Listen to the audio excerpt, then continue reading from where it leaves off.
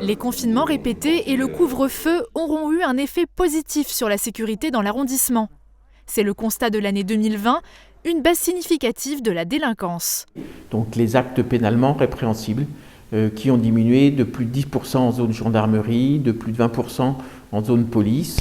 Et ensuite, on va rentrer un petit peu dans le détail.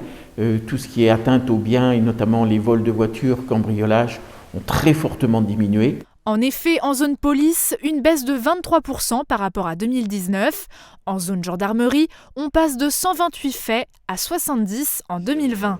Mais en parallèle, une hausse des violences sexuelles et intrafamiliales est observée. Nous avons une forte augmentation de ce que nous appelons, nous, violences infrafamiliales, donc qui vont concerner les violences au sein du couple, au sein de la famille, à destination des enfants, où on passe de 120 personnes à 150 personnes victimes, donc une augmentation de 25%, et qui est notablement aussi due au phénomène de huis clos, du fait du confinement et de l'exacerbation de certaines tensions au sein des familles. La police, quant à elle, recense 8 procédures criminelles de plus qu'en 2019 pour violences sexuelles. Les indicateurs sont également très élevés pour le trafic de stupéfiants, notamment en zone rurale, avec une augmentation de 155%.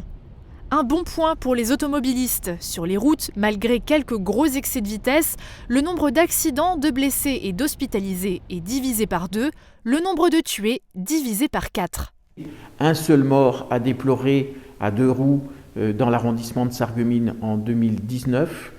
Par contraste, en 2016, nous avions eu 9 morts. 2020, c'était aussi une forte mobilisation des forces de l'ordre de l'arrondissement. Et ce, en raison des nouvelles mesures sanitaires. À Sarreguemines, 470 personnes ont été verbalisées pour le non-respect du premier confinement. Seulement 15 contraventions ont été dressées pour non-port du masque et 14 pour le non-respect du couvre-feu.